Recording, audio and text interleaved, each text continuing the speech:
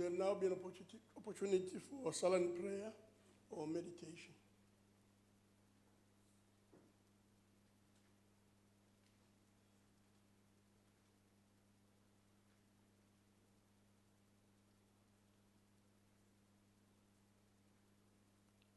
Please be seated.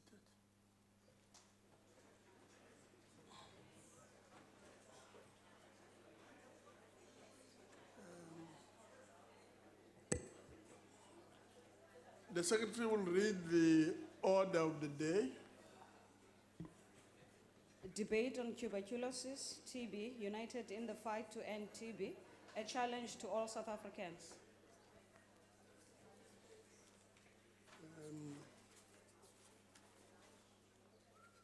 We'll start with the Deputy Minister of Health.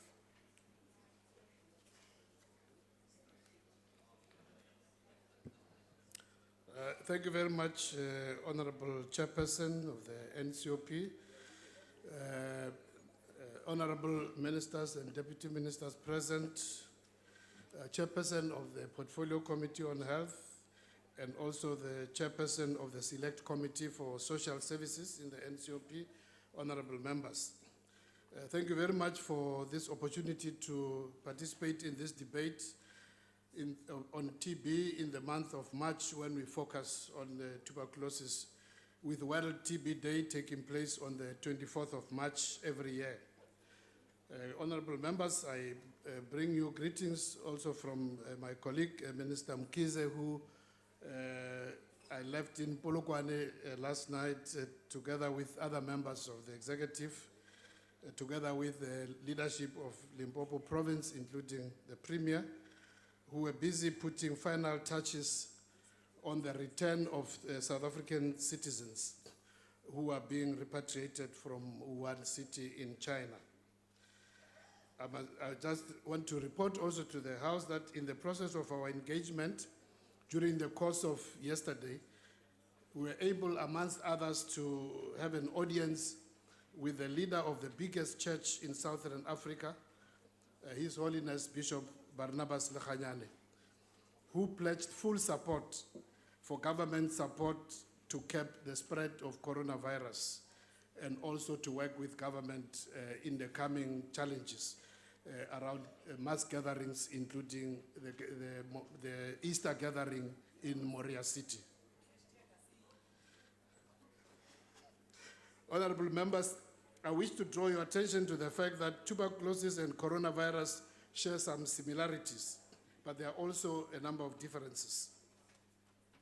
While TB is caused by a bacteria called Mycobacterium tuberculosis, COVID-19 is caused by a virus, as we know, coronavirus. Whilst TB is an ancient disease, COVID-19 was only discovered on the 17th of January this year, 2020. While we know a lot about TB, we know very little about COVID-19. We have the diagnostic tools and drugs to diagnose and treat TB and cure it, including drug-resistant TB, but we don't have a cure for COVID-19.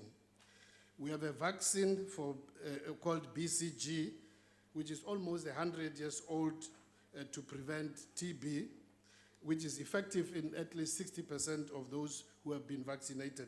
But as of now, just to emphasize, there is no vaccine for coronavirus, for COVID-19. But despite these differences, there are also similarities between TB and COVID-19. Both are spread by droplets, that means coughing and sneezing. Both affect the respiratory system, and both can be prevented by similar public health measures, like coughing and sneezing either into your sleeve or onto the crook of your arm, or into a tissue paper or handkerchief to avoid the spread of the disease. Social distancing is another method to limit the spread of the disease, standing around a meter away from other people. As we have seen in Italy and other countries in Europe, unfortunately, honorable members, this social distance and avoidance includes, unfortunately, kissing, shaking of hands, Avoiding kissing and shaking of hand is also recommended.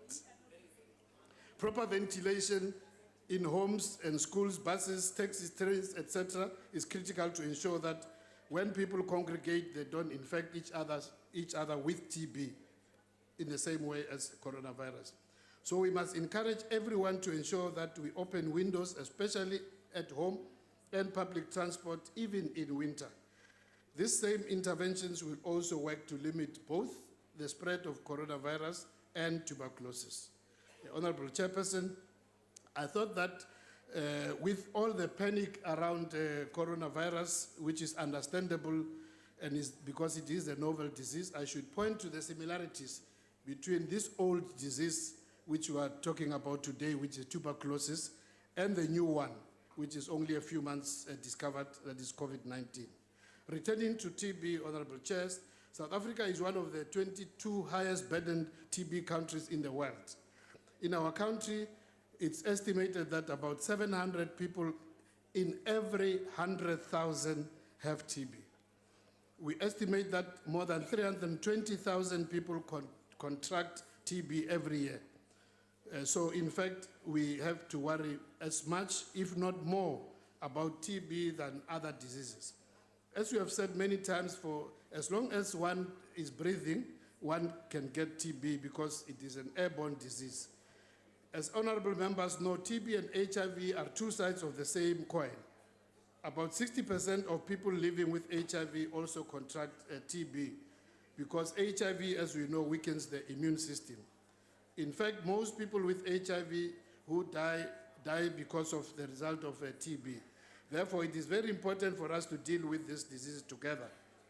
According to Stats South Africa in 2016, using the death notification reports, there were 29,513 deaths as a result of TB, out of the total deaths, which were over 450,000. That is 6.5% of the deaths reported in 2016 were related to TB. This is lower than the number of deaths due to TB in 2 years before, which was 2014, which was 39,000. In other words, in 2014, we had 10,000 more deaths from TB, which constituted 8.3% compared to 2016. So the number is going down, but it's still very high. The good news is that, as I said earlier, TB is curable. We have world-class diagnostic tools called Gene Expert and drugs in South Africa, and these are free in the public health facilities. Our health workers are well trained to diagnose and treat TB. We even have drugs such as isoniazid preventative therapy, in short called IPT, to prevent, especially focusing on people living with HIV from contracting tuberculosis. South Africa is a world leader in several areas when it comes to TB. We have top-class TB researchers. We were the first country in the world to expand the Gene Expert platform to all our laboratories and used our volume of tests to reduce the global cost of this Gene Expert. We were the first to use a drug called vidacolin to treat multiple drug-resistant TB, and again, because of our volumes, we were able to drive the cost of this drug down from a high of $800 per patient to half of that, which is $400. And we also have the largest number of patients on the IPT, which is the prophylaxis, which I mentioned earlier. Despite these achievements, we have many challenges. We should be finding and treating around 320,000 people, as I mentioned, the infection rate per year each year.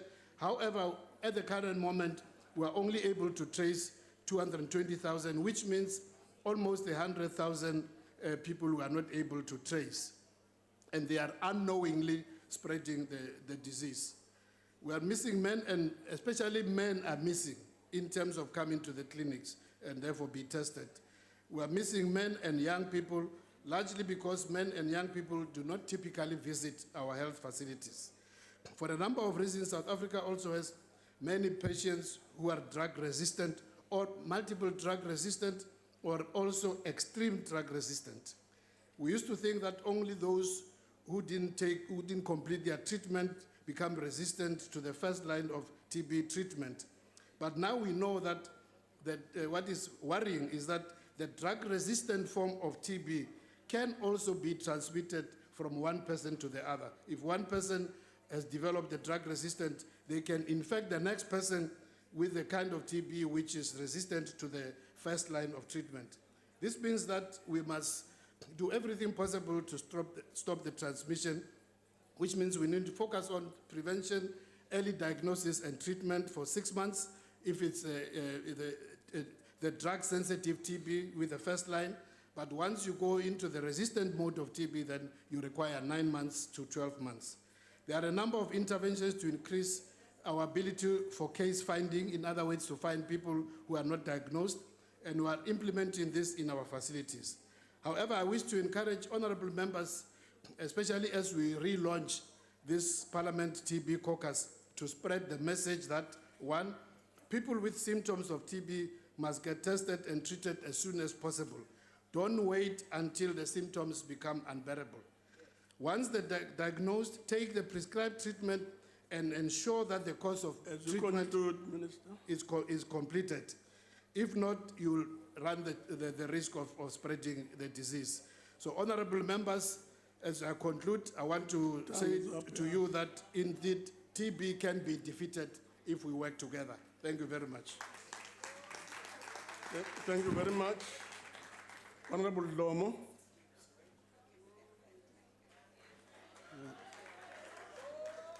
Our Honorable Speaker, Ministers, Deputy Ministers, all Honorable Members of Parliament, my colleague, Honorable Gillion, the Chairperson of the Select Committee on Health and Social Services in the NCOP, we would like to start by commending the Interministerial Committee tasked by our President, President Ramaphosa, to conduct repatriation of our citizens from Wuhan in China who will be landing this afternoon in our shores. The outline by this committee yesterday showed an excellent military preparation for such an operation. I suppose our ministers did not have to dig too deep to recollect their MCW training that they had at Mkhonto Sizwe. Thank you very much for this. 25 of our people will be laid to rest in Tsentane this afternoon in the Eastern Cape as part of the Red Carnage.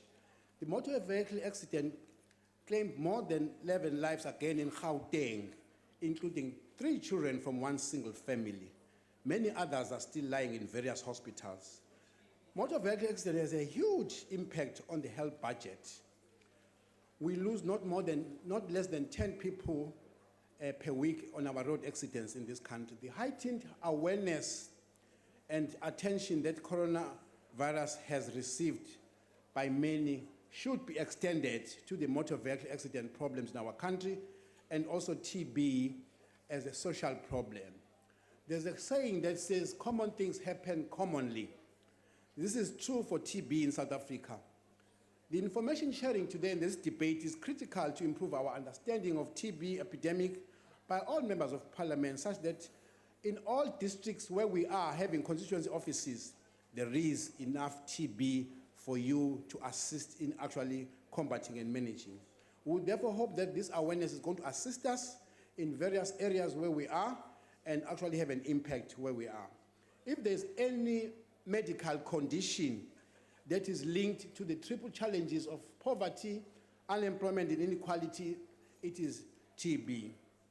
The Global TB Caucus is a network of parliamentarians that was launched in Barcelona on the 27th of October 2014. The caucus has then become recognized as a global entity and has grown from 7 members of parliament to over 2,300 members of parliament in over 130 countries. Regional network has also been established in Africa. Caucus therefore realizes that TB is a world's biggest killer, and there's an objective therefore are there to accelerate our progress to ending TB epidemic through targets that are there in the global, regional, and national programs. There's a declaration in this regard. We are happy that for that today we are relaunching the South African chapter of this global TB caucus in Parliament, and the Stop TB partnership our former minister was once part of. I would like to draw your attention, honorable members, to one of the areas that I critically want to talk about today, a problem called MDR and XDR. I would like you to understand what this is and therefore indicate how it comes about and what role we can play as members of parliament. MDR, as the name states, is the multiple drug resistant to TB, where you suddenly cannot be able to have an impact on your TB by rifampicin or isoniazid, which we call is the backbone of treatment of TB. Suddenly, you also develop what is called XDR, the extreme form of resistance, where all first-line treatment drugs for TB, including the injectables like amikacin, kanamycin, are no more effective. But in a sociological term, for us as members of society, leave this science behind. TB, MDR and XDR TB is failed management of TB by the society. By society, I include yourselves, honorable members. On the 10th of April 2011, the former Minister of Health, Dr. Lloyd, accompanied our former Deputy President, Ubaba Kgalema Motlanthe, to KZN to open a state-of-the-art MDR, XDR TB in Catherine Booth Hospital.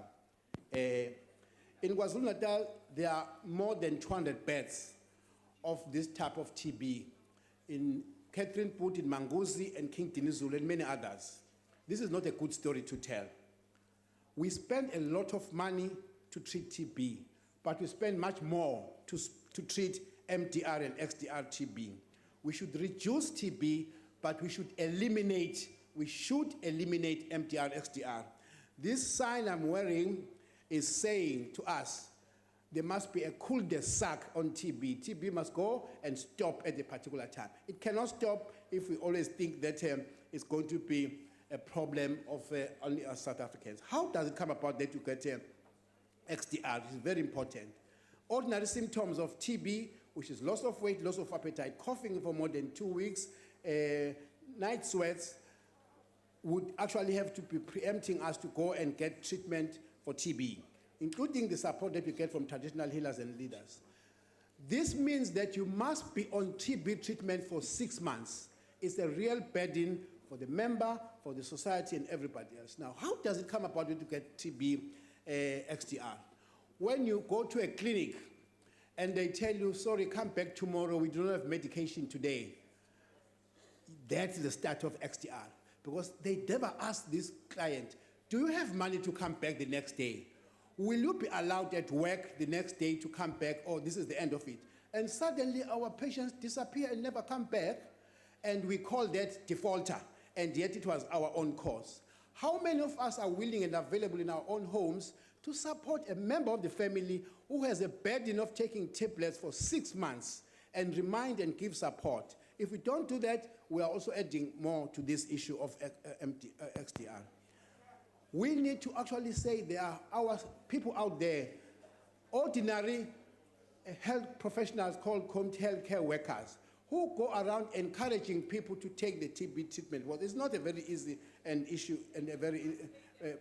if you do not take treatment for 6 months, conventional TB treatment, you then go into a stage where you must go for 9 months or 12 months of the very expensive treatment for TB, sometimes in hospital. So it is very expensive to actually treat MDR, XDR. We should not be going that way. We should all collectively say, as members of parliament, I have a constituency where I have an office. Go there and just check how many people in the area where you stay, where you have an office, are on treatment of TB. How many of those are taking treatment of TB regularly? How many of those prefer to take alcohol and forget to take TB treatment? Because in that way, you will close that space as a leader, and if we're to be measured as parliamentarians, we should be measured by how many people in the area that I am part of as a constituency office are without TB or complete their TB. If we don't do that, then we really think we should think twice about having an impact in actually stopping TB. We have to work very closely with the religious leaders, traditional healers, and traditional healers in various areas in our society, because they have an important role to play.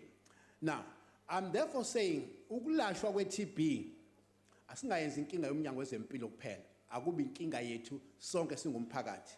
Isiguli asithole isupport emndenini, sithole isupport nakubasebenzi bethu bezempilo emakliniki. Iclinic, mayibe nemithi ingapheli imithi. Abantu bafike kuthiwa imithi ayikho ubuya kusasa. Bengamphi imali yokuthi abuye kusasa, angabe sabuya umuntu bese bejuyene wa default. Umqashi naye akalekelela abantu. Umqashi amdedele umuntu mefuna ukuya eclinic yolanda amaphilisi eTB ngoba kubaleke kangaka.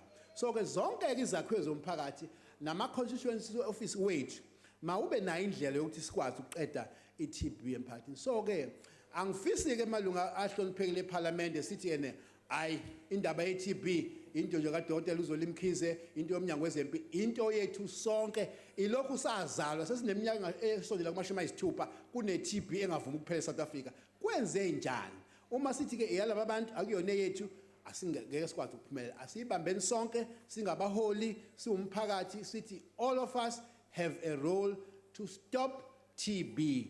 All of us have a role to eliminate completely the MDR and XDR because the MDR and XDR is as a result of a failed management by the society, all of us there included. Thank you very much. Thank you.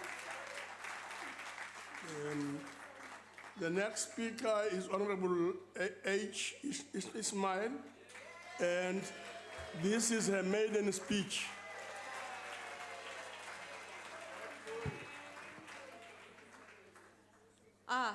Tuberculosis, the serial killer.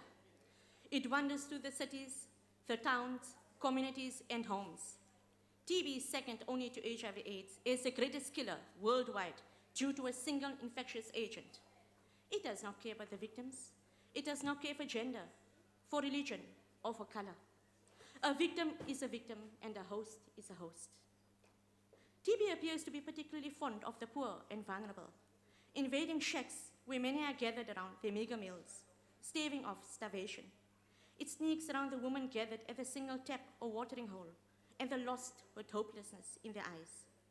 TB is well known to us, and much is spent to track it down.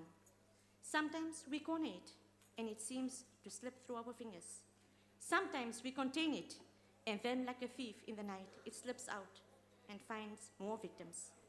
It is elusive, and it appears we cannot arrest it.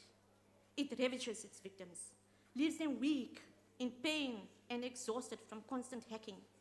TB found one victim, which became 10, became thousands, and over time, it got to millions. And as our poor South Africans become more despondent, more dependent, it takes more control. The victims are angry, broken, and survival every day is a challenge. Some victims are embarrassed, shying away from victimhood, afraid of segregation and persecution, and disdain for their communities. Many victims will seek help, tired of being ill and desperate for respite. And so, with a few coins, they will go to their clinics, seek help, and find the means to shake off this dreaded stalker. But over time, and with no resources, getting aid becomes as exhausting as the disease itself. Without a financial means and weak, lengthy travels and long queues at clinics becomes a burden too great to bear. Some are fighters ensuring that at whatever cost, they will release themselves from control of their dreaded stalker, and with time and proper medication, they find themselves on the mend. Sadly though, better and confident that they are no longer under the control of this dreaded stalker, they stop medicating. Many are unaware that the TB stalker, if not eradicated completely, will turn from just a stalker to a serial killer. It mutates and gains back control in every sense of the word. TB is unforgiving. It is quick to take advantage of the sad economic situation in South Africa, of the poor health facilities and the unemployment. It is quick to take advantage of the hungry, of the poor housing and lack of basic facilities. South Africa has the 5th highest burden of TB globally, and TB remains one of the leading causes of death in South Africa. Over 95% of TB deaths occur in low and middle-income countries. As the situation in South Africa deteriorates, so does the health of its citizens, the workforce, and where those that are lucky enough to work lose productivity. Education takes a knock. The time has come to say enough is enough to our vicious stalker. It needs to be arrested and stopped in its tracks. Better health is central to human happiness and well-being. It also makes an important contribution to economic progress, as healthy populations live longer, are more productive, and save more. The time has come for change. It is time for those who claim to care for the poor and vulnerable, the sick and the ravaged to put their hands up and prove it. Our current track record shows as a government in denial and out of reach with reality. We can say today, if those in control cannot manage this untenable situation, we will. Time and time again, we have proved that we can deliver, and we do. It is a testament to an organization that cares, that puts the needs of South Africans first. We have planned and delivered strategies to arrest the stalker, to give its victims the opportunity to fight back and arrest it, the means to instill hope, to elevate the poverty and the abysmal living conditions. Our universal vision is a world free of tuberculosis, and that means 0 deaths, 0 diseases and suffering due to TB. We, the Democratic Alliance, stand united with all South Africans and the world in the fight against tuberculosis.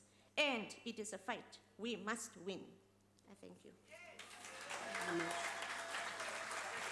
Honorable Chirwa.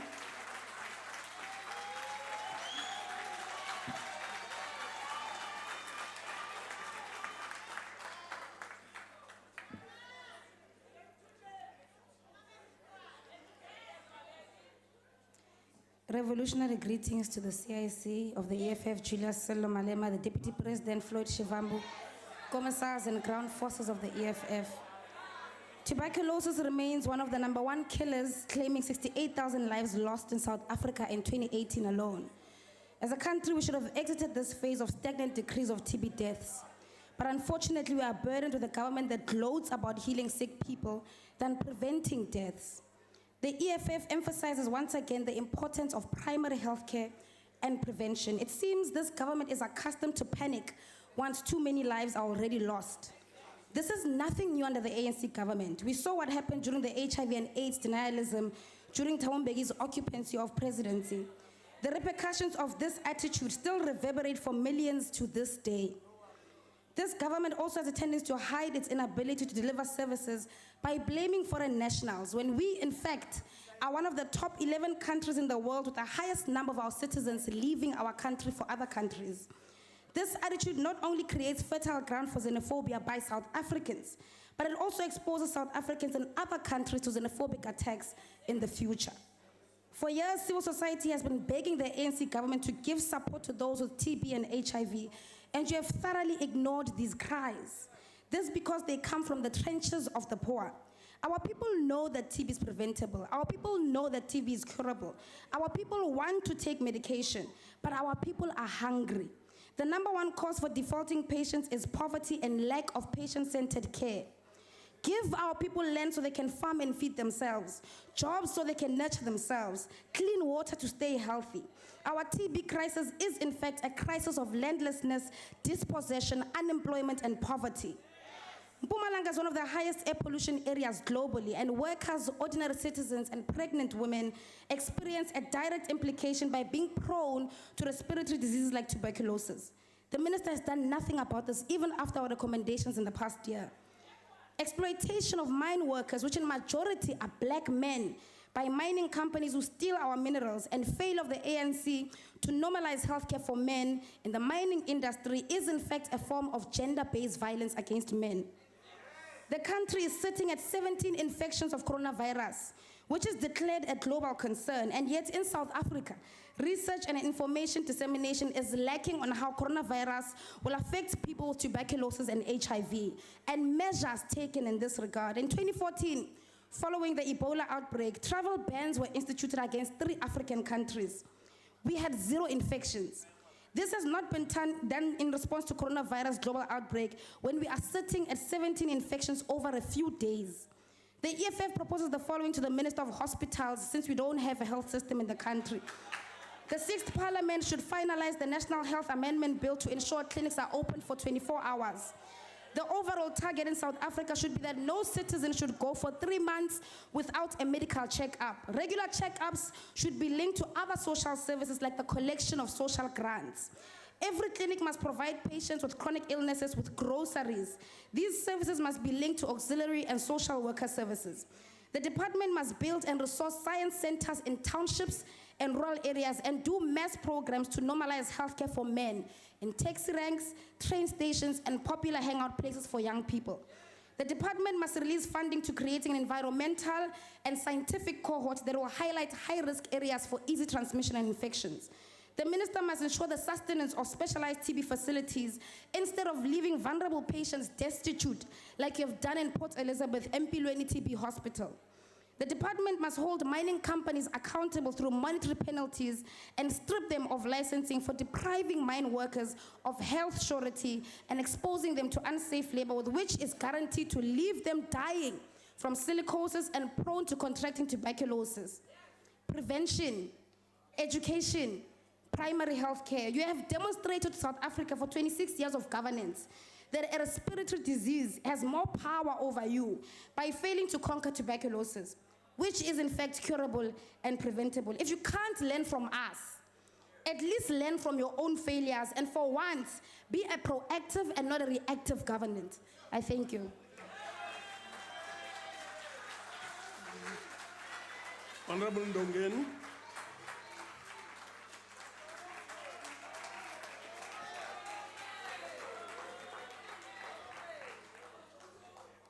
Sihlalo yowiso mthetho kwindlu yamaphondo.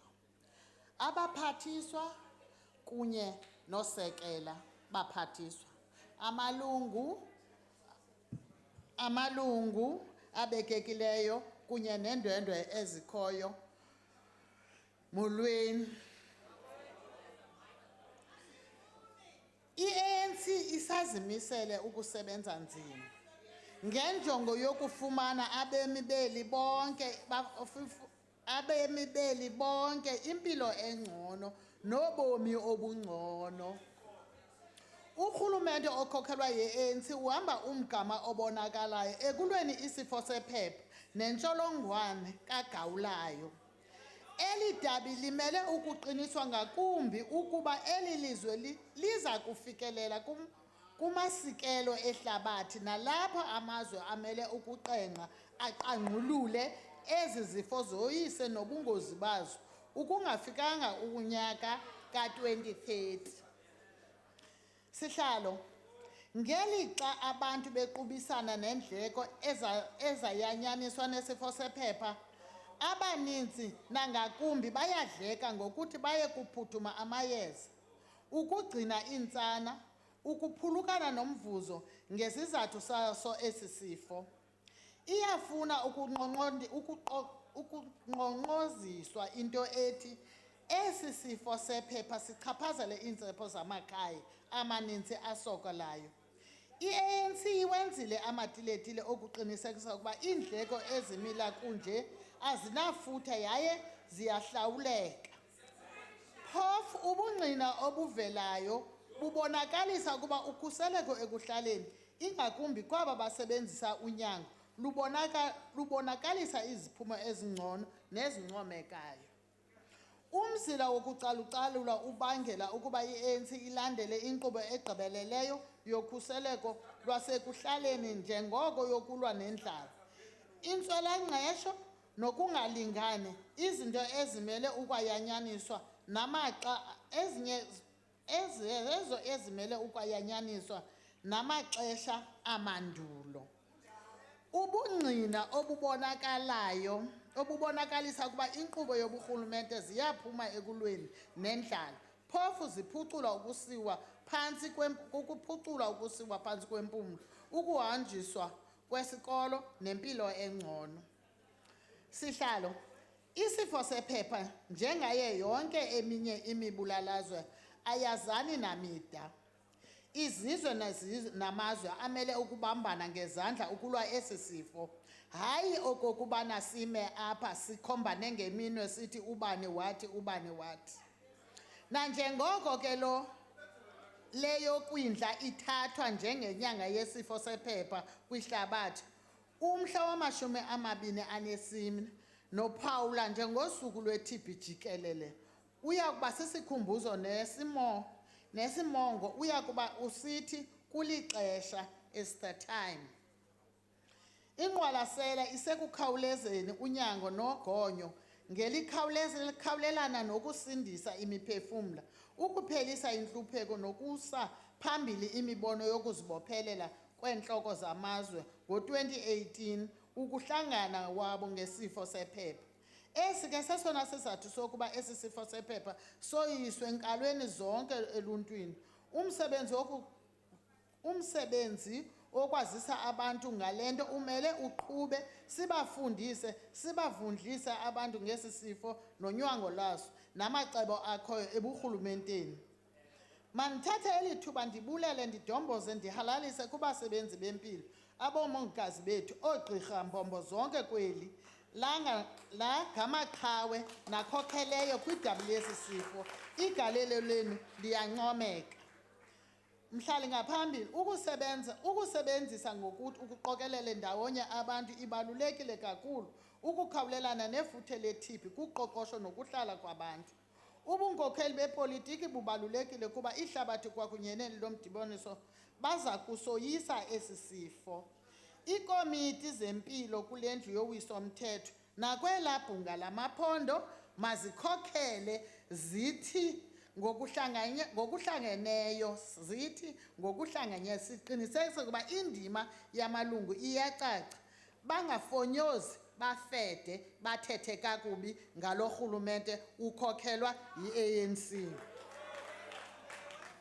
Inkongolo yabantu iyayibethelela indima yamalungu nabamele ukuba ngamatshantliziyo kulo mkhankaso, ingakumbi xa bephumile besebenza kwiingingqi zabo. Kufuneka ke amalungu azibandakanye nezi okanye akwazi izinto ezilandelayo. Ukwazi uluntu oluhlala ngendlela yokuzikhusela, ukuhlolwa nokuvavanywa sisifo ingakumbi xa iimpawu zibonakalisa. Bazibandakanye namaphulo ezigulane ezilahlekayo nabo bathi bangayi ukuya kuzivavanya kwanabo bangakowatyiyo amayeza. Mabazibandakanye ngengxoxo kumaqonga ehlabathi njengoko iyokwabelana ngamava nokufunda uhlobo amanye amazwe enza ngalo, nokudibanisa umsebenzi nge-TB apho ubani angumthunywa khona, which is i-constituents, incorporate TB in constituents work.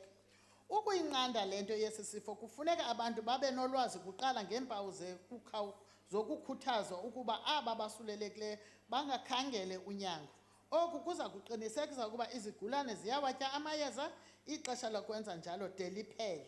Izigulane nesifo sephepha ezithatha amayeza zingasebenzi ekuhlaleni, yaye ke aba bayayidinga inkxaso yethu ngethuba abasendleleni esingekwimpilo egqibeleleyo.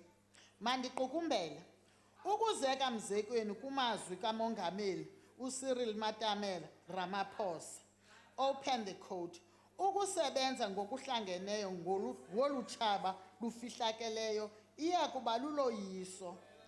Yomelelani ukwenzela nabanye babone kuni nokuba umthwalo uyasinda. Khumbulani ke nto zakuthi ukuphelisa isifo sephepha nesifo sikagawulayo kusezandleni zethu. Ndiyabulela.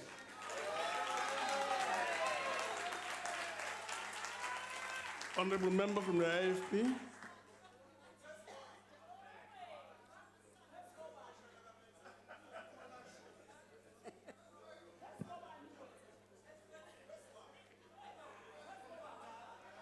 Honourable Chairperson,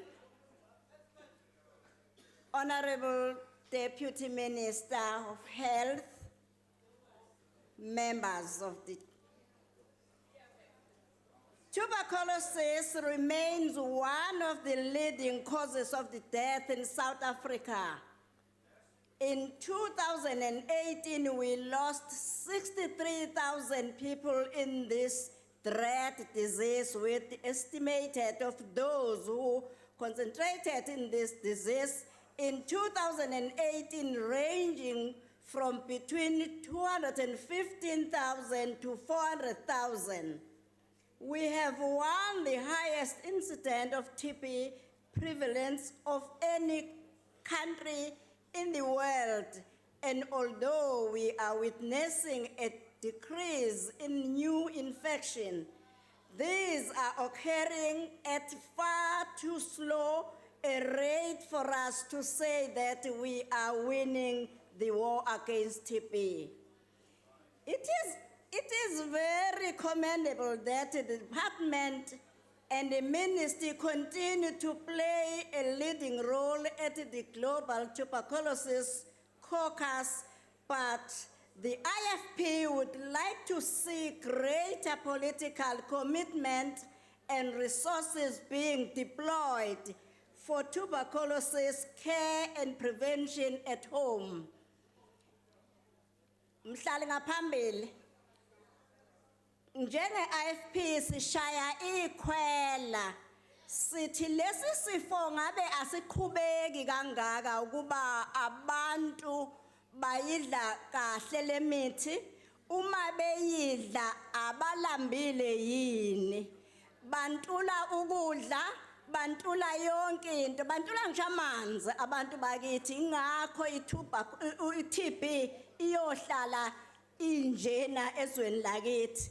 Ngiyaphinda futhi ngishaya ikhwela kominister nje abathathu ukuthi baselekelele u-health, u-social development, u-education, bonke ke bahlangane ndawonye babone ngoba u-education ziyagqekezwa iy'kole abantu befuna ukudla ku-nutrition ngoba balambile.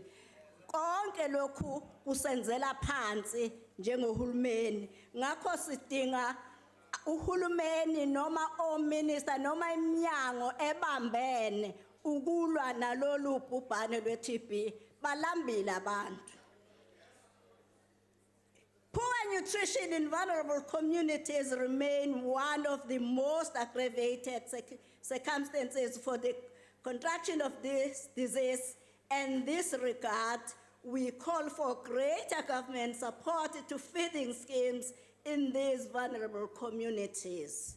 Government should also ensure that high-risk communities are adequately educated in terms of proper nutrition and TB awareness and prevention campaign.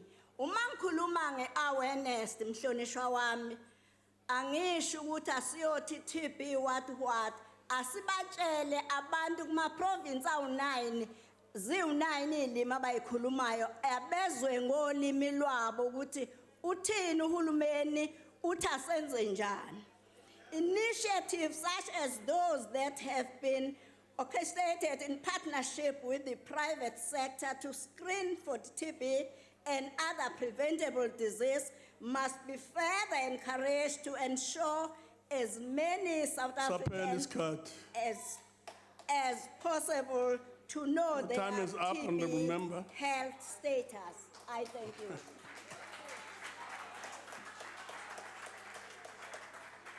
Honorable Baga.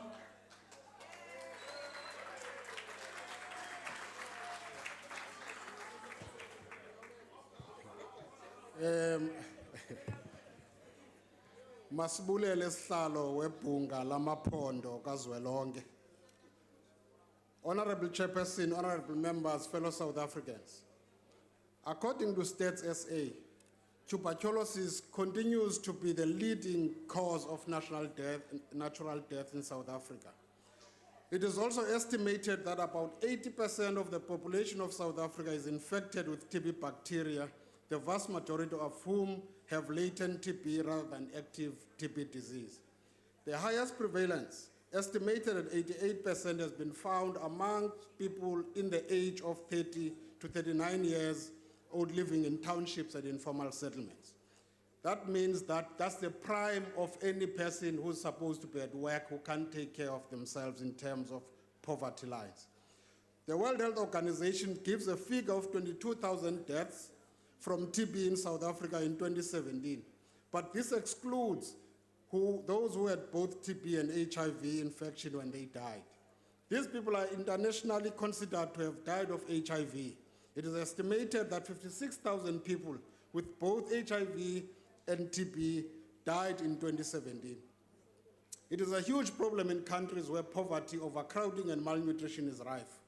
Spikes in TB prevalence is catalyzed by HIV/AIDS, and that have remained largely impervious to control efforts. Enye yengxaki ezikhoyo ngesifo sephepha kukuba abantu bayayeka ukuya kumaziko empilo ngenxa yokuba ekude kubo.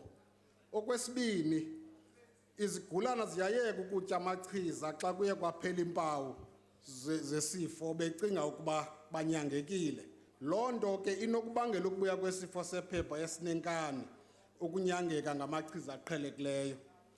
Ukuhambela unyango ixesha elide lesithuba senyanga ezintandathu kuya kwezilithoba ngumcelimngeni onzima kakhulu kuninzi lwabantu. Kubalulekile ke ukuba abantu bandwendwelwe kumakhaya abo ukuze bafumane uncedo kwindawo abahlala kuzo. Ukhuthazo lwamadoda ukuba aye kumaziko empilo xa eziva ingathi akaphilanga yenye yezinto ezingundoqo ekufuneka zenzekile. HIV/AIDS provides breeding ground for tuberculosis because it finds the immune system compromised. In a country like ours, with millions of people living with HIV, it is important that our people take antiretroviral treatment regularly to avoid opportunistic diseases like TB. As much as TB treatment is a personal journey, a journey full of recovery, a support system is important to reach your destination. No one can be healed if there's no support structure, either at home or within the community. Kubalulekile ke ukufundisa abantu ngococeko ngoba intsholongwane ziphila ngokuphindaphindeneyo kwindawo ezingacocekanga. Ngoko ke kumele ukuba umcimbi wesifo sephepha ingabi yinto eyenzeka ngenyanga kaMarch kuphela, koko ibe yinto yemihla ngemihla. The Eastern Cape, KwaZulu-Natal and the Western Cape are the provinces which have the highest incidence rates in South Africa, which reported rates of 692, 685 and 681 per 100,000, respectively for 2015. The most notable decline has been KwaZulu-Natal, where the incidence rate has decreased from 1,185 to 685 per 100,000 over the last 5 years. We want to urge the minister not to wait until next year to purchase and roll out THP medication and take advantage of the 70% price cut. This short course of 2-in-1 pill will go a long way to saving lives as opposed to taking 10 tablets a week. There's a need to improve living and working conditions of mine workers as they are vulnerable to the disease. The same must be said about inmates in correctional facilities if we are to curb the catastrophic consequences of TB. It's worrying then, therefore, when we see the spending patterns of our government, that we prioritize bailing out SOEs when we have a catastrophe caused by TB right in our doorsteps. If we mean what we say, it means that we must budget accordingly so that we deal with specific areas that are challenges to our people. Government should intensify advocacy and awareness campaigns about TB. Messaging, therefore, to conscientize the public about the realities and the dangers of TB in society. Let this campaign extend beyond March as the TB Awareness Month. I thank you so much. Thank you very much. Honorable Swart. Thank you, Chair. The ACDP welcomes this debate about the TB pandemic, particularly when seen against the COVID-19 outbreak. And whilst there are understandable global alarm and concern about the coronavirus with various countries in lockdown, it is important to see this virus in perspective in South Africa without, of course, detracting from its seriousness. As of yesterday, there were around 4,800 deaths from the coronavirus worldwide. Compare this to the staggering levels of TB in South Africa. Chair, it is the leading cause of death in South Africa, with 63,000 people dying in 2018. That is approximately 172 persons today. Why then is there not a similar outcry and even outrage about the levels of TB in our country, particularly as it is fully treatable as a bacterial disease? We can and must do more. At the forefront of the fight against TB are, of course, the brave doctors and nurses at both primary and secondary level. The ACDP recently visited the Brooklyn Chest Hospital, a center of excellence in the treatment of TB. And we want to pay tribute to the nursing staff at this facility and indeed at other facilities across the country that are committed to treating patients with TB, including DR and, of course, the extreme drug-resistant TB patients. Poverty clearly contributes to the spread of TB, as many also prove to, and that may be the case as well with COVID-19.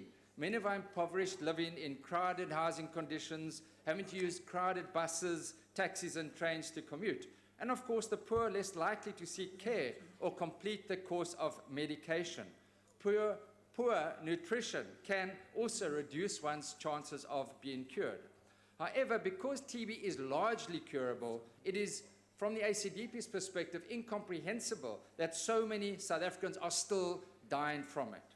In addition, those who suffer from TB and or HIV are at higher risk of contracting COVID-19, given their compromised respiratory and immune systems. So what should our response be? We support calls to clean our hands, wash soap and water, cover our mouths when coughing and sneezing, and of course building our immune systems and getting quality sleep and exercise. And of course, if you're feeling sick, call the helpline, get aid. This will, of course, reduce the spread of coronavirus and TB. And lastly, in addition to these common sense steps and precautions, we who are believers in this nation need to emulate Jesus, particularly who taught us to love and care for those who are sick, particularly the sick and suffering. Let us not allow fear and panic. Remember God's word in Psalm 91. If you place your trust in the Lord, no evil shall befall you, nor shall any plague come near your dwelling. Take precautions, do not be fearful or anxious, for God has not given us a spirit of fear, but of power and of love and of a sound mind. I thank you. I'm told there's no one from the UDM, so we'll proceed to Honorable S.A. Lutuli.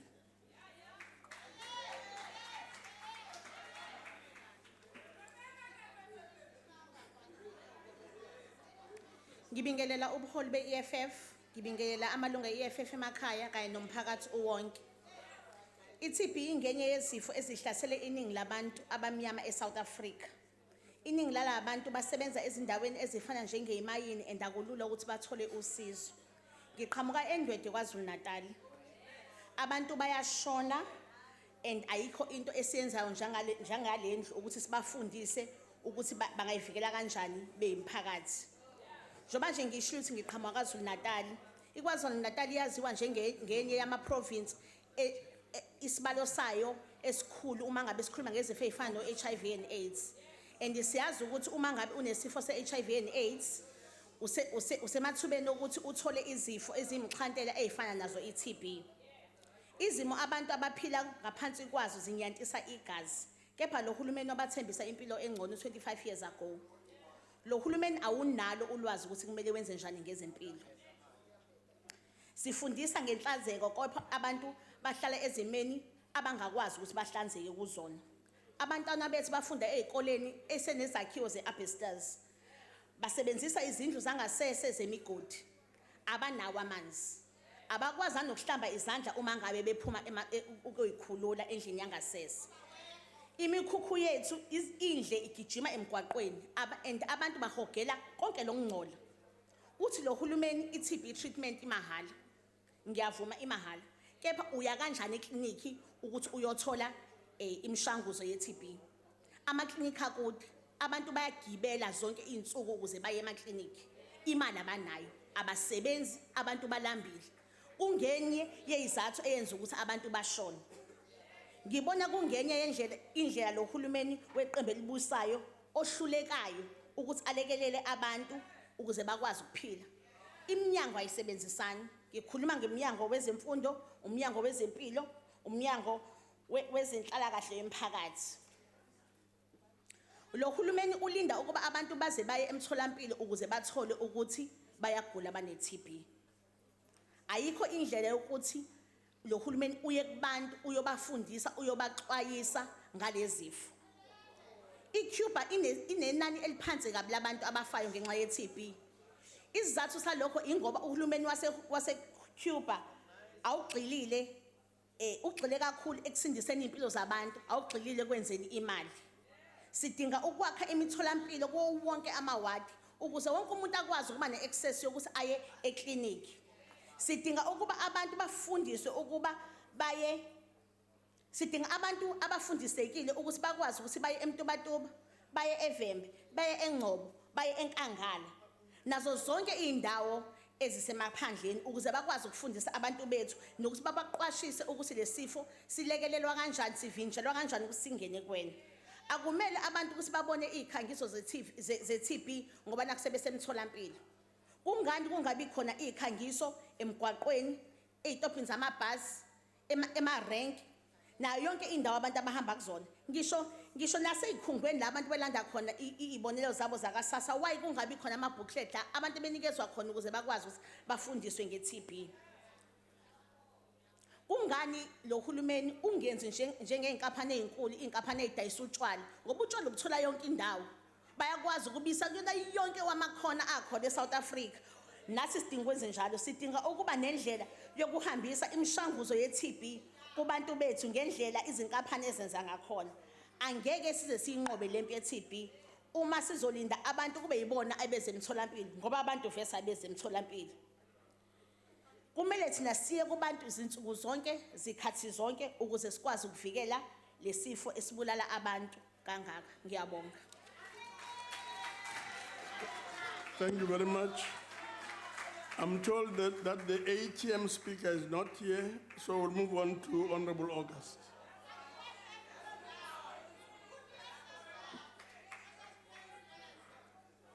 Honorable Chairperson, with increasing infections of coronavirus in our country, patients with TB and HIV could be at a higher risk of obtaining the virus. Therefore, we need to ramp up our efforts for prevention, testing, treating, and awareness for all these diseases.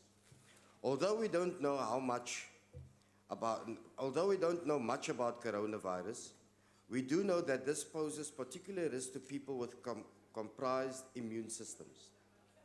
With this being a worldwide issue, and with the TB and coronavirus targeting the lungs, it does put us in a stark contrast to many other countries because as a disease, TB is more prevalent in South Africa and more so in the Western Cape, Eastern Cape, and KwaZulu-Natal. We're one of the 30 high-burden countries who collectively account to close to 90% of TB cases in the world. It also remains leading cause for natural deaths in South Africa.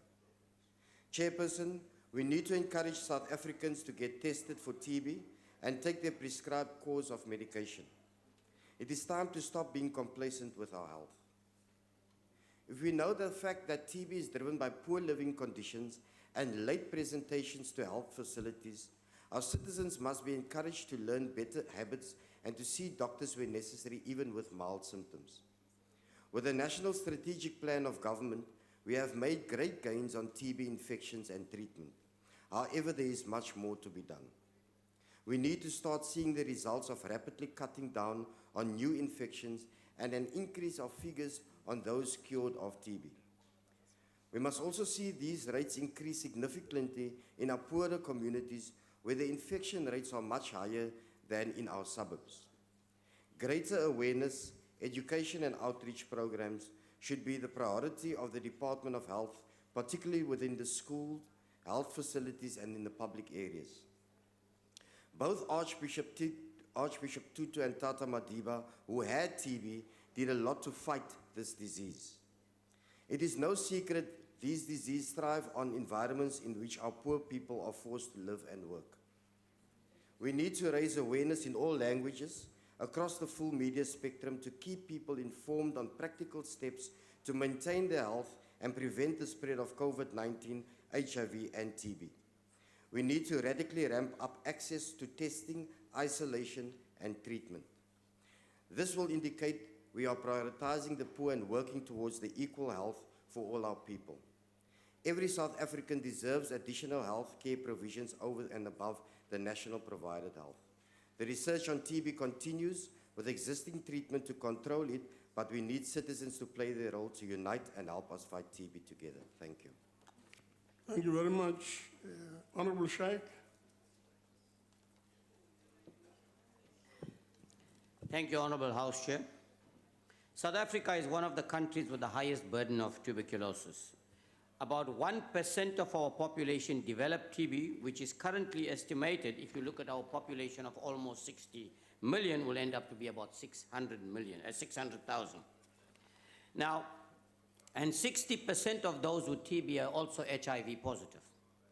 TB is the leading cause of death in South Africa. And of course, the most affected areas appear to be Eastern and the Western Cape.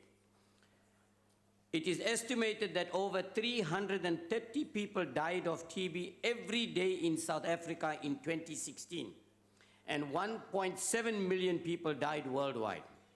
Of course, the figures are currently much lower than that. A study was conducted, funded by the Research Council of South Africa and the Stellenbosch University in the Western Cape.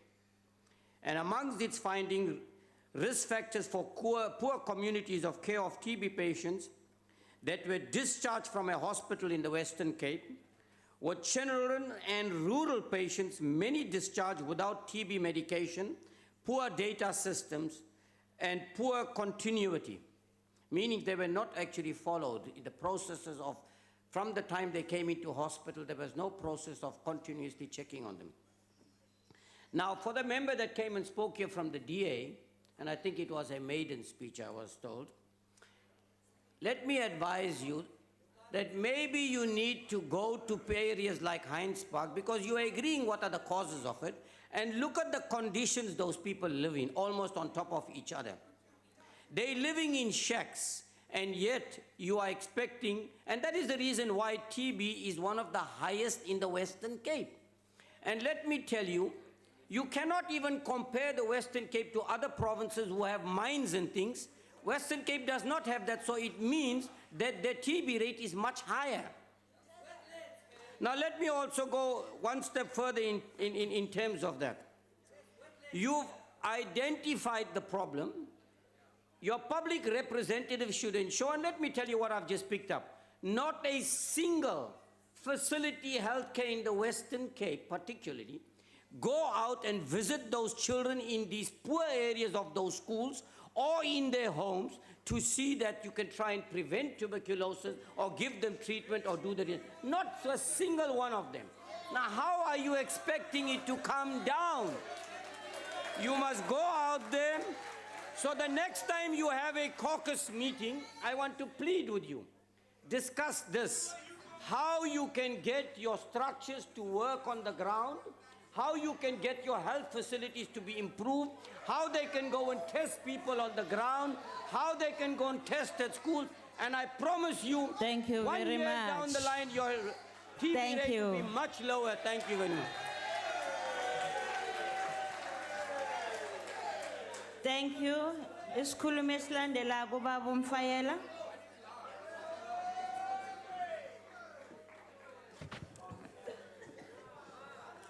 Chairperson, according to the World Health Organization, upon one quarter of the world's population is affected with tuberculosis bacteria. Only a small population of those affected will become sick with TB. People with weakened immune system have a much greater risk of falling ill from TB. And a person living with HIV is about 20 times more likely to develop active TB. South Africa ranks as one of the 8 countries who have been highest levels of infection rates. The World Health Organization estimates that 128,000 people died of TB in South Africa in 2016. That means about 330 people died from this infection daily. Iyabulala le nto.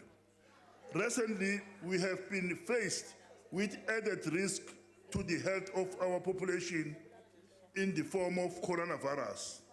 The potential of this virus being mixed with the high TB infection rates in South Africa could lead to an increased pandemic for South Africa in particular. Government must not wait for reports to plan for deadly combination of the two, but have measures in place to deal with it. South Africa cannot afford to sit back and relax as the infection rates increase. And as a result, government also slow response in equipping hospital is worrying. We must urgently allocate funds to fully equip and refurbish hospital with strictly timelines in order to get a handle on the deadly Sawonga corona. baba, isikhathi sakho siphelile. Iyabulala lento. Sithokoze Mhlonishwa. On my list, I have Honorable Nchaisa. If he's not here, he's to be followed. Oh,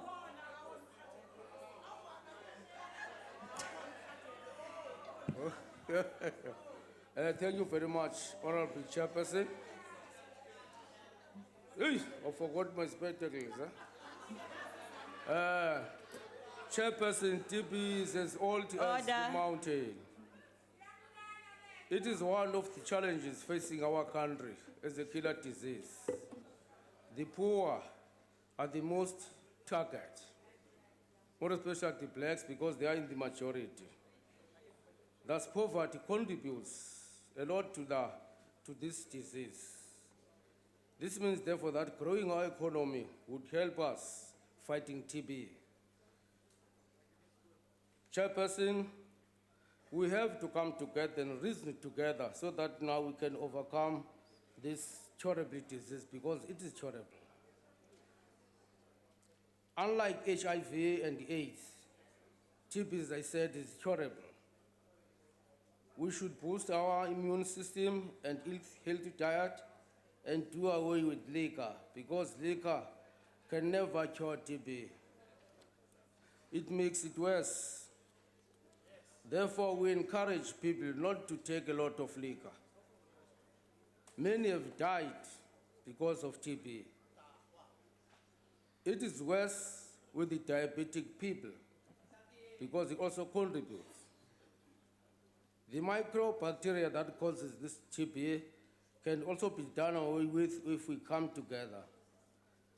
Chairperson, now we should breathe fresh air, live in a healthy environment, and always be clean because cleanliness is next to godliness.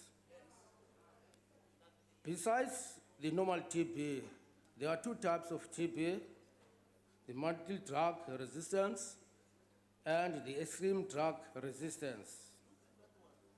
I'm proud to say, therefore, that in Matatiela, in our Sanda, we do treat, we're in a position now to treat this multiple drug-resistant disease because now the extreme are sent to PE.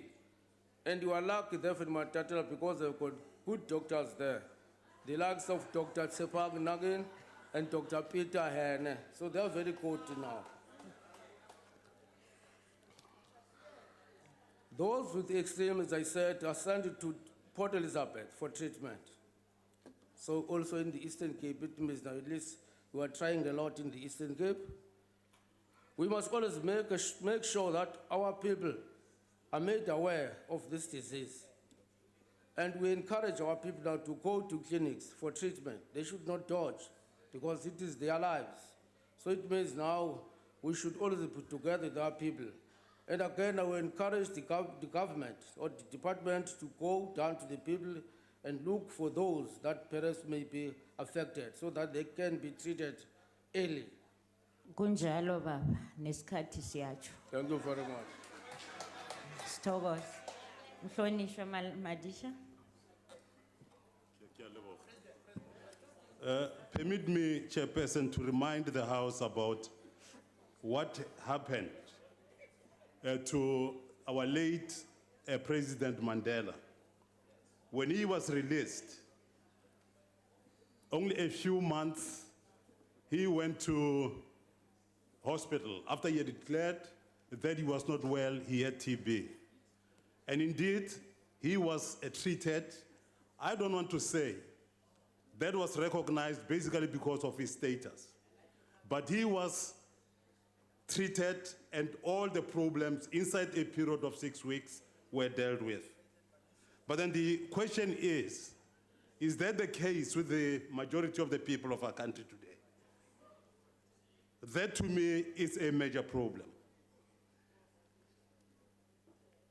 The president the late president got quality, urgent treatment. I want to repeat. Now, today, the majority of the people who are faced with this illness are the working class and the poor people. Now, what happens to them? They go to hospitals, they go to clinics, and there are very serious problems. Fortunately, I want to emphasize that our deputy minister, the previous ministers, going back to the late Manto Chabalala, were doctors, and we therefore know exactly what is happening in our hospitals. Is there any success? I want to say no success, so that you then can be able to look into that. In the hospitals, we don't have doctors. Remember, we have 1 to 100 patients, 1 doctor to 100 patients. And then therefore, as a result of that, you may not have, or you cannot have proper treatment. We have a problem of lack of medicines. And if you go to hospitals because of that, there is a major problem. We have a problem, particularly, I come from the rural areas and the deputy minister comes from there as well. You know that the buildings are collapsing and the hospitals now are becoming shacks. And as a result of that, we won't have people treated properly. Now, given this, I want to say that we need to deal with, rather come up with a state of emergency. Number one, accept that the majority of the people who have TB, etc., are those people who are not working, those people who are extremely poor, and these people will not even want to go to hospitals because should they go there, then they will lose their jobs.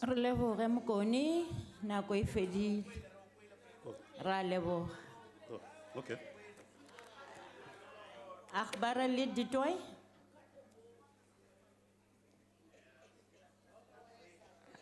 Point of order, Slad. On what point of order are you rising, Honorable Member?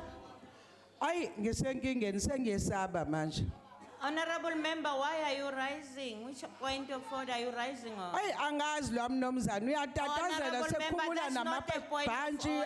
I'm going to switch you off. I'm switching you off now. That's not a point of order. Take your seat. Continue, Honorable Dutoy. Agbare voorsitter, TB is South Africa's biggest killer, and the COVID-19 virus could be its rival. A total of 63,000 people died of TB in South Africa in 2018, according to figures released by the World Health Organization. 2/3 of those that died were HIV positive.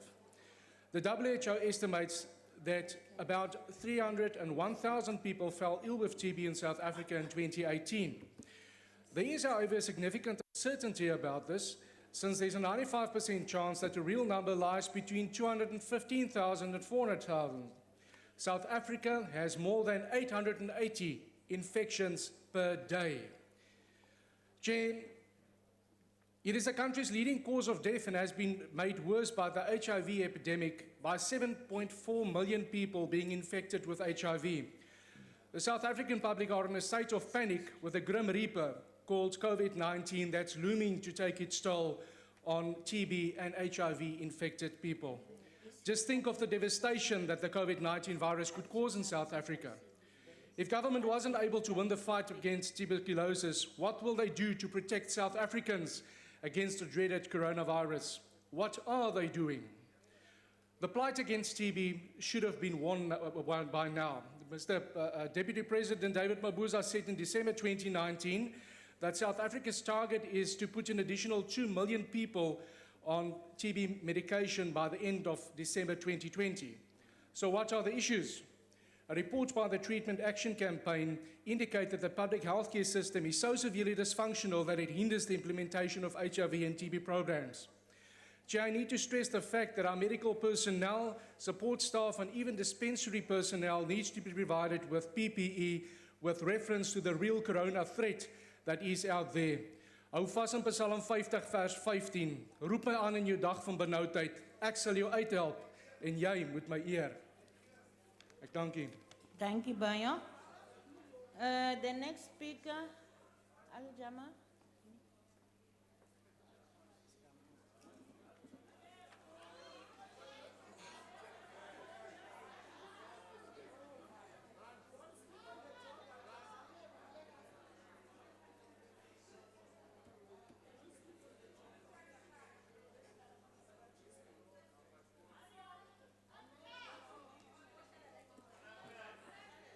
My apologies, I was at a very important parole meeting, and as this House knows, I'm very passionate about the rights of parolees. On the issue of TB, I would like to record my appreciation for the tremendous efforts, especially made in our community, to assist them. I've worked with a lot of NGOs. My family members have been affected by TB. And I was very impressed with the regime that they have to follow. And in one case, so much attention to detail that one of the people that I was working with had to report to the nurse every day. So she wanted to make sure that he takes his tablet and swallows it and not just make as if they use it. So I think the foundation has been laid for a successful regime of treating South Africans who have TB. And all we have left to do is to try and improve and encourage that more and more people come onto this regime, because the harmful effects of TB on your immune system is now going to hit us hard when it comes to the coronavirus, because those very people are now in the high risk category. And all we can do is to ask the Health Department and the other departments involved to continue their good work. Thank you very much. Thank you. Honorable Gillion.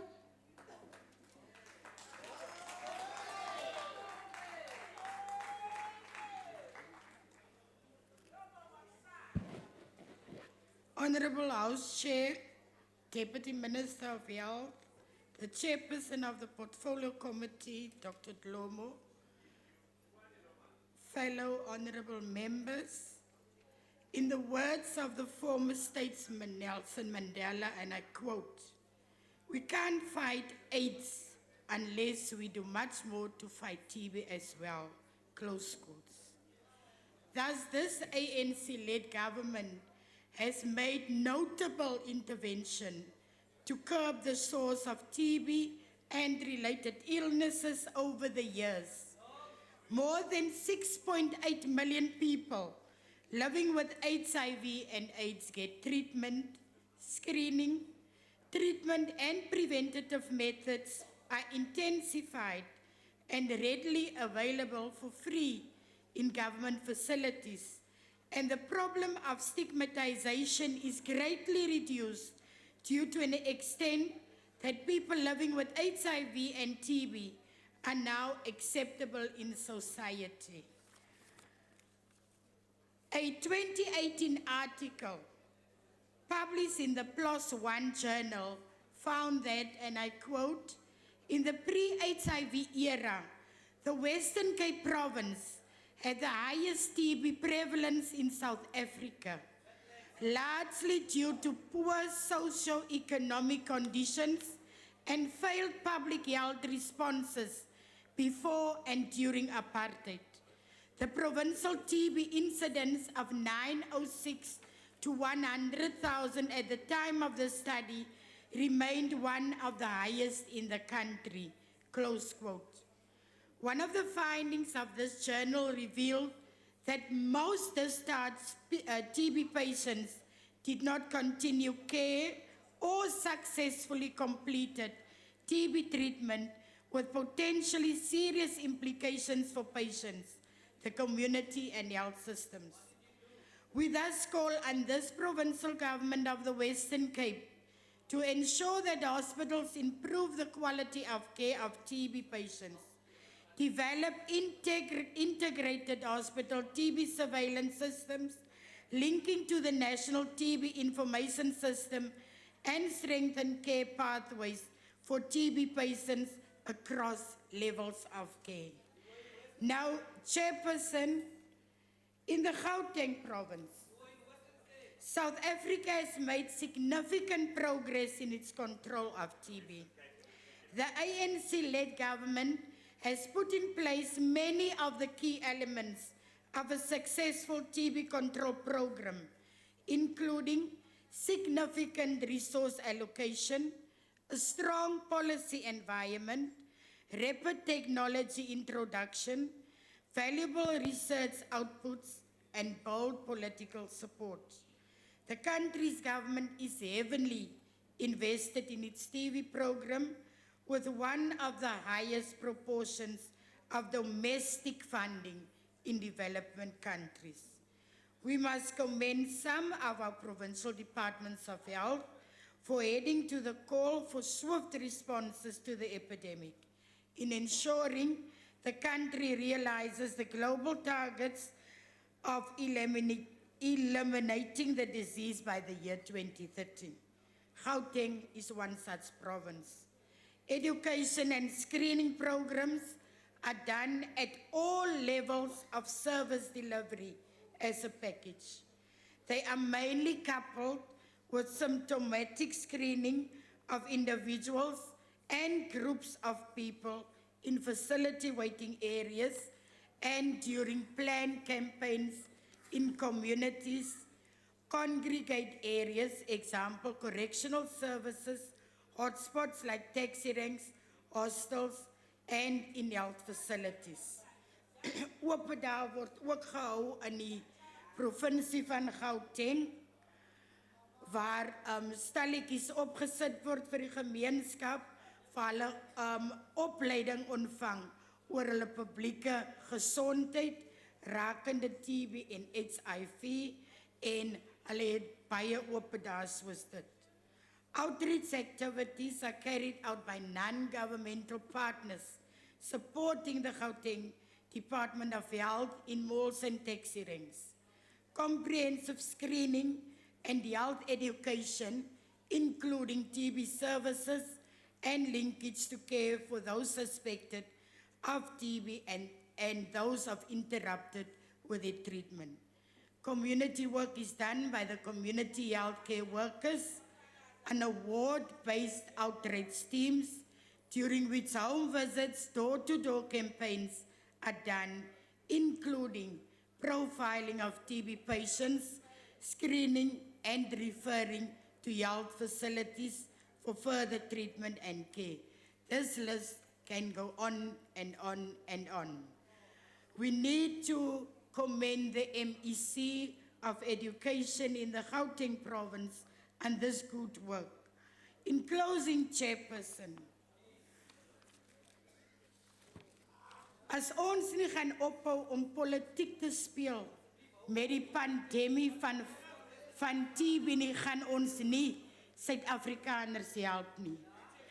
Ek wil saamstem dat in die Weskaap wil ek vir die DA vra om te gaan kyk in ons arme gemeenskappe. Solang as wat ons nie gaan omgee om die sosiale en ekonomiese omstandighede van ons mense te verbeter, gaan ons nie TB se getal kan afbring in die Weskaap. So, in conclusion, Chairperson, the ANC is calling on all South Africans and provincial departments of health to be part of the global voices shaping the future TB direction, and for more coerced efforts to made in an effort to realize that our NDP target of progressively improving TB prevention and cure, it is indeed in our hands to end TB in this country. I thank you, Chair. Thank you very much, Honorable Member. The next speaker is the Honorable Wilson.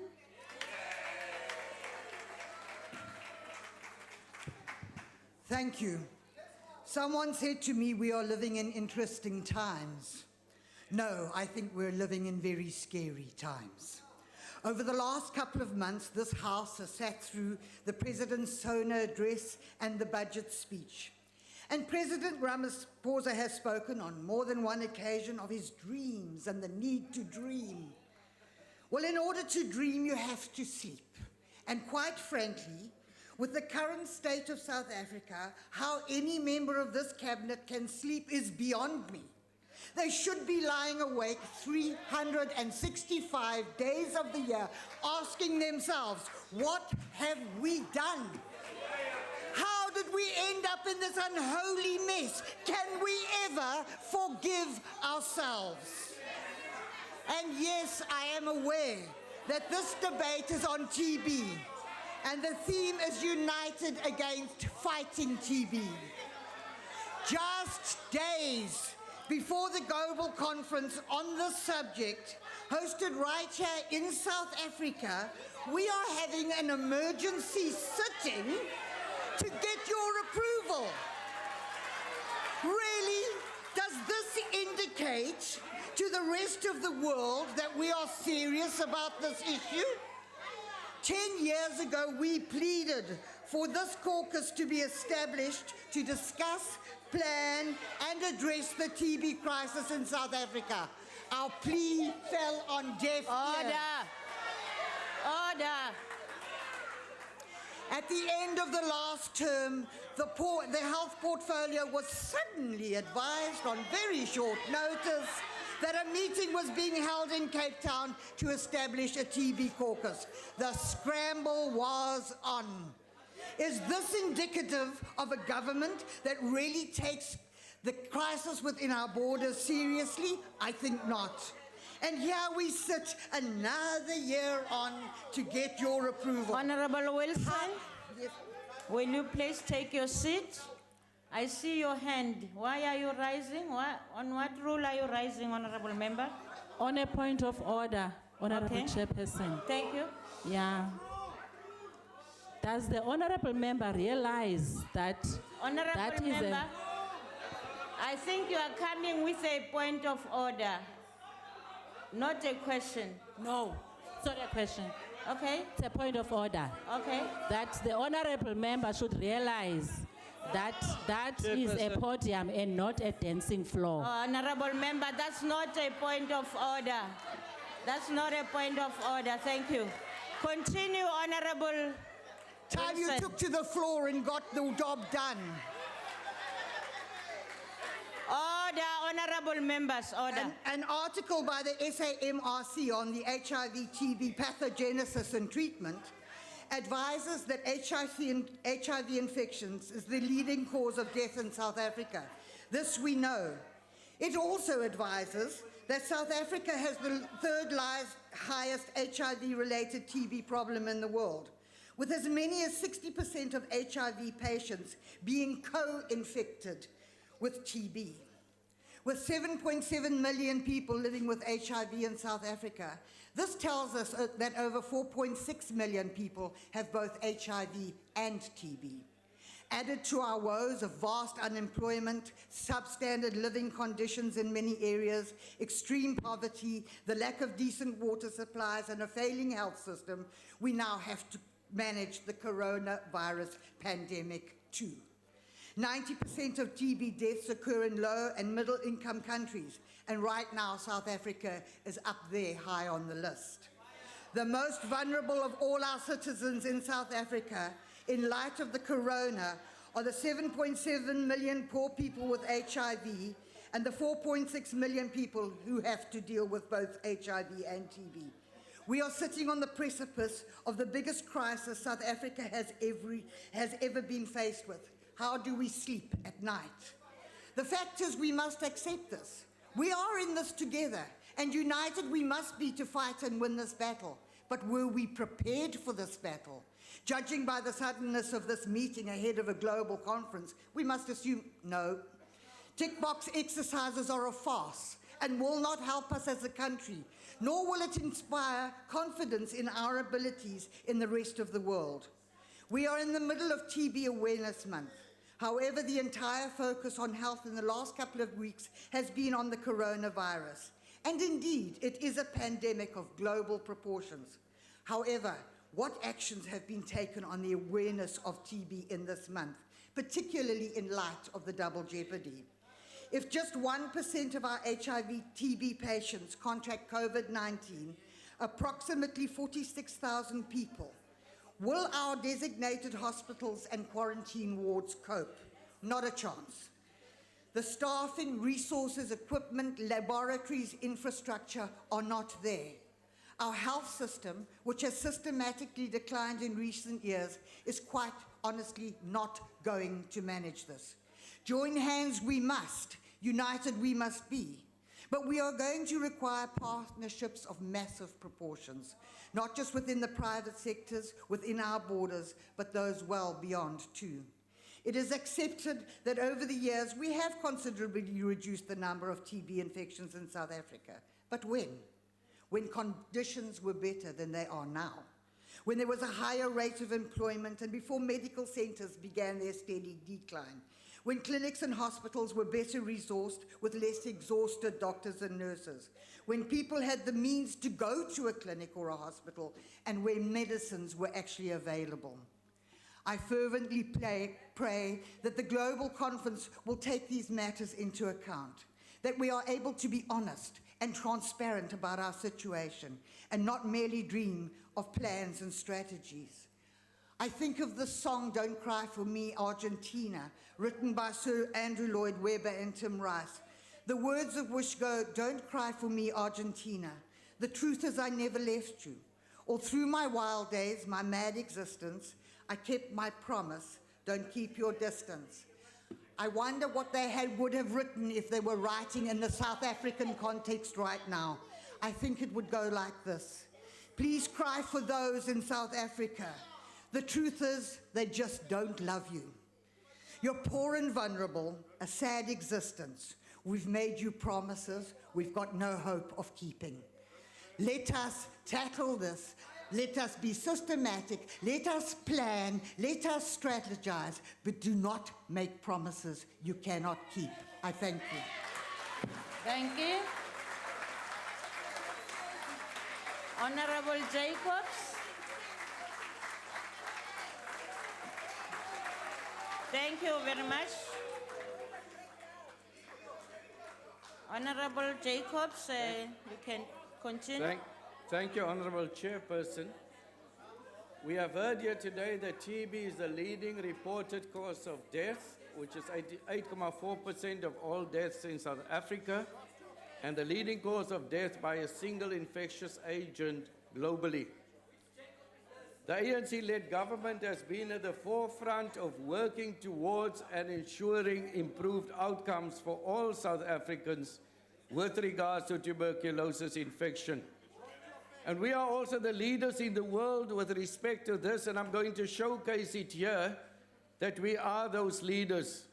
Because from 2006 to 2016, the number of deaths due to TB declined from 76,000 to 29,000. In other words, more than half, from 13% to 6%. In terms of new cases, South Africa had 322,000 new TB cases in 2017 and 301,000 new TB cases in 2018, showing a significant decline. We understand that an estimated 63,000 people died from TB in 2018, and millions more South Africans have dormant or latent TB, and it's important to note this one. 2/3 of those who died of the 63,000 were HIV positive. There has been a change in the profile of people dying from TB, with a decrease in proportion of children under the age of 15 years, a decrease in the number of adults of reproductive years, which is 15 to 49 years of age, and a decrease in the number of women. The total reduction in TB incidence between 2015 and 18 was 6.3%. And we also, in South Africa, although we're falling short of the end TB strategy milestone of a 20% reduction, we have done fairly well to get the 6.3%. South Africa's public sector provides diagnostic and treatment services for TB with no out-of-pocket costs. That's very important to note. It is also important to know that 82% of drug-susceptible patients, 55% of MDR patients, and 48% of XDR patients are successfully treated. We know that there's a link between tuberculosis and HIV and that they're strongly linked, and we must please note the following, that people with healthy immune systems may not fall ill from latent TB, but people living with HIV with a low CD4 count are much more susceptible to active TB. The number of people with HIV-TB who died during treatment in 2017 was 11%, almost 3 times higher than the number of people who died on treatment for TB alone, which was at 4%. This decline in TB incidence in South Africa over the past decade is attributed largely to the broad rollout of antiretroviral therapy, which is a huge achievement of the ANC-led government. Progress to ending TB is slow, yes, and gaps exist in prevention, diagnosis, and treatment of TB, and therefore early detection and early effective treatment are essential to preventing TB-associated deaths. The emergence of MDR-TB and XDR-TB created quite a challenge. In terms of numbers, 15,986 MDR-TB cases and 747 XDR cases, TB cases, were reported in 2017, and 11,000 people fell ill with MDR-RR-TB in South Africa in 2018. The importance of these numbers is the following, that those patients have fewer treatment options with longer treatment durations, more severe treatment side effects, and lower treatment success and survival rates. And the standard treatment for MDR-TB was effective in only 50% of cases, and that injectable had serious toxic side effects.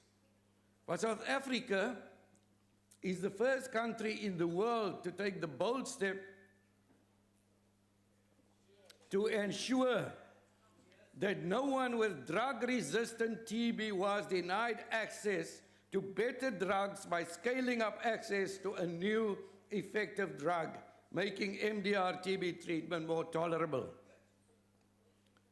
Experience with this drug called bedequiline in treating drug-resistant TB, mainly from South Africa, this experience from South Africa, demonstrates improved clinical outcomes in people living with MDR-TB that is safer and effective.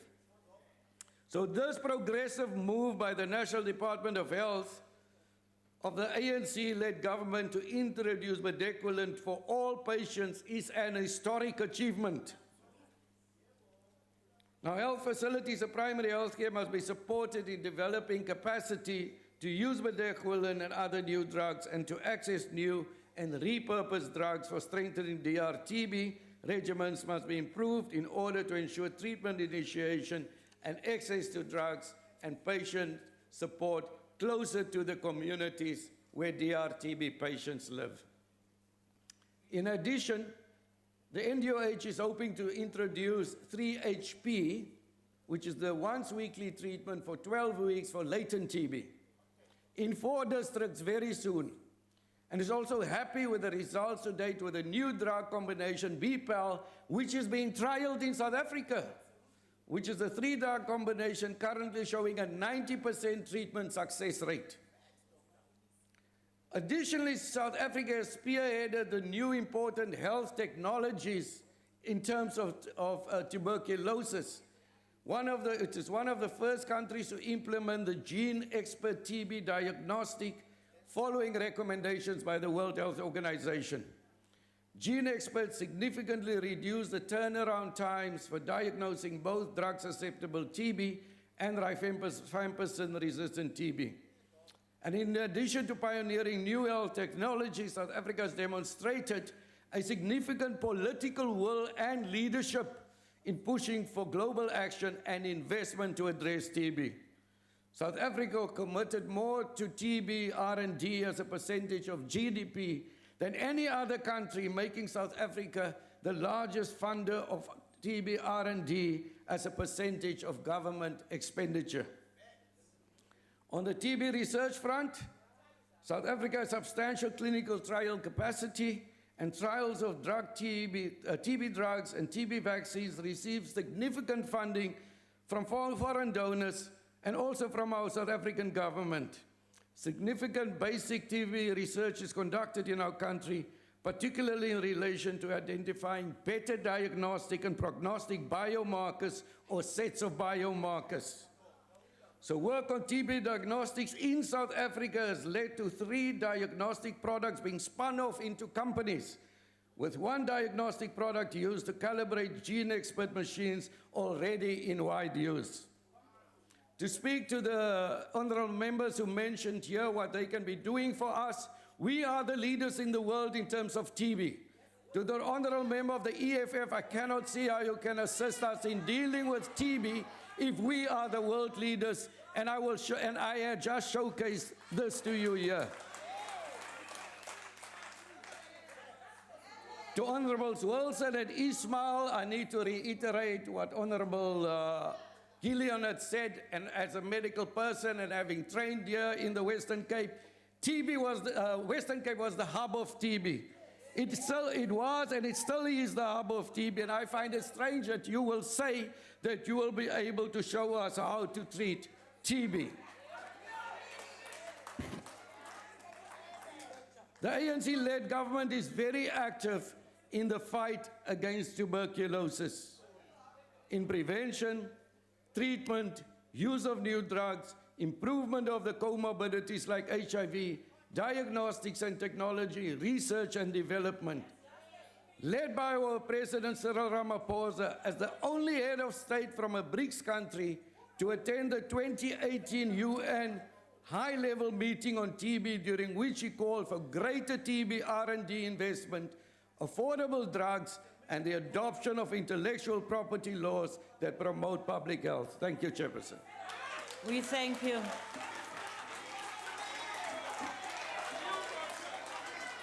Thank you very much. We'll now call on the Deputy Minister of Health to come and conclude the debate. Thank you very much, Chairperson, Presiding Chair. Let me also thank our presiding officers and the programming committee for having scheduled this debate.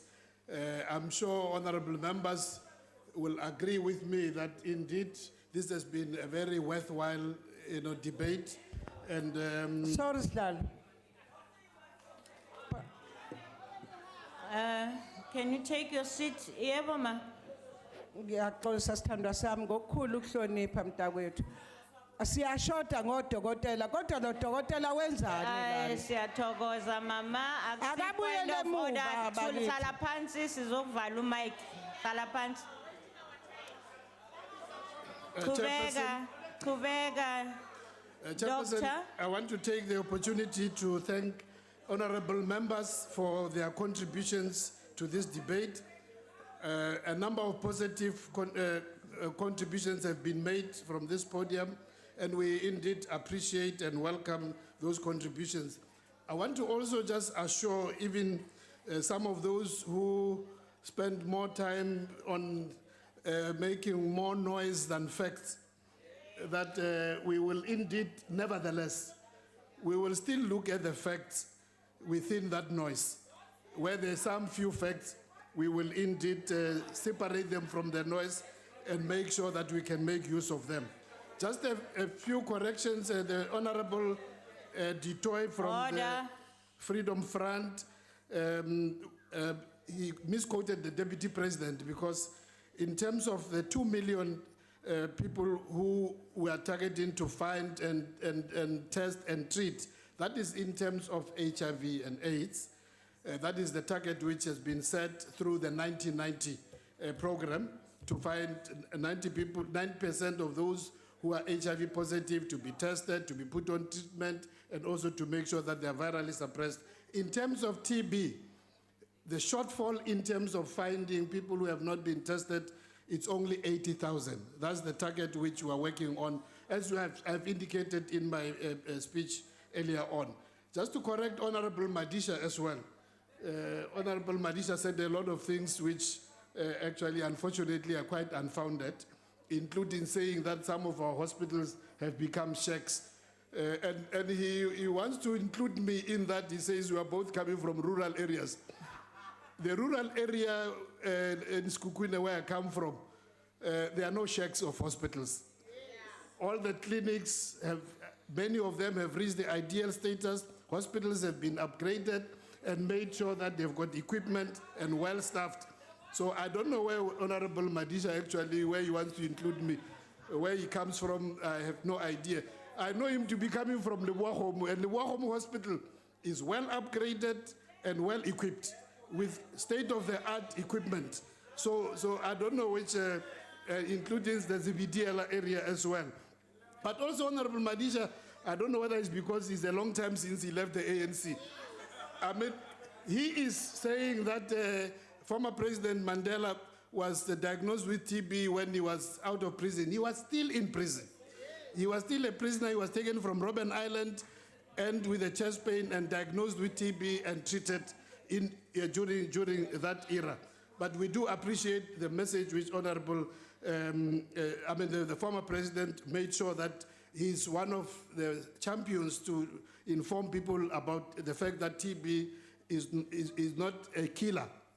It can kill if it's not detected and not treated. And we appreciate that. So I appreciate the contribution by members in terms of some of the contributions about communication and education material. I think it was Honorable Hlengwa for making sure that these are available in all languages.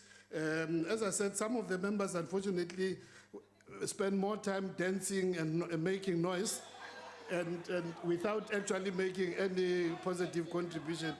And it's not surprising that Honorable Wilson, after dancing, has subsequently left because she's not even very serious.